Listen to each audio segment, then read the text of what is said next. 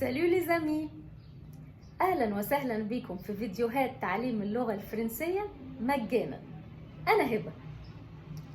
درسنا النهاردة هو استكمال للدرس السابق اللي كان بيتكلم عن الاسئلة اللي بنسألها لصديقنا الفرنسي اللي حابين ان احنا نتعرف عليه. النهاردة هندرس الاجابات على الاسئلة دي. اول سؤال سألناه كان اسمك ايه؟ بفكركم بالاسئلة. اول سؤال كان comment t'appelles-tu؟ الاجابة هتكون je m'appelle هبة. je m'appelle هبة. تاني سؤال بنسأله هو عمرك كم سنة؟ quel âge as-tu؟ quel âge as-tu؟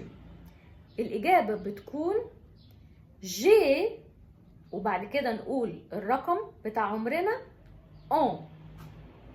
فليكن إن إحنا بنتكلم طفل بيتعرف على صديقه الفرنسي والطفل عنده 10 سنوات.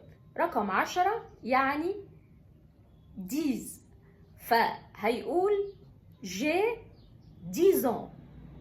j'ai 10 ans. j'ai 10 ans. يبقى إذا معناها أنا عندي 10 سنين. j'ai 10 ans. طيب ثالث سؤال سألناه كان comment vas-tu؟ comment vas-tu؟ السؤال ده معناه ازيك، والإجابة عنه ça va bien merci. ça va bien merci. ça va bien merci.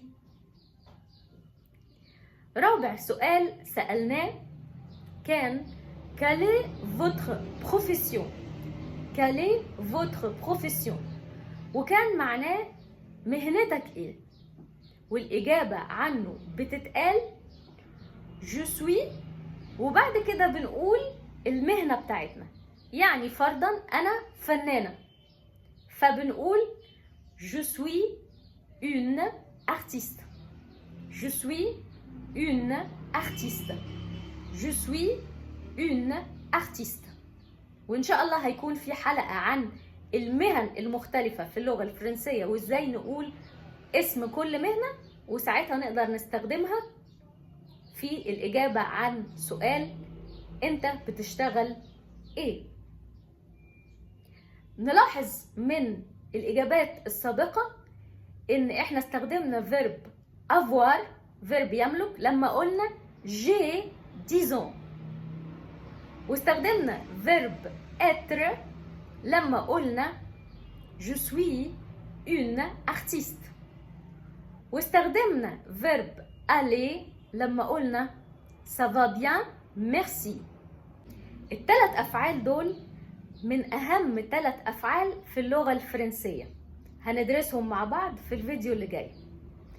لو حاسس إنك استفدت ما تنساش تدوس سبسكرايب وتفعل زر الجرس علشان يوصلك كل جديد، وما تنساش تدعمنا بلايك وشير علشان الفيديو يوصل لأكبر عدد ممكن وعلشان غيرك يستفيد. باي.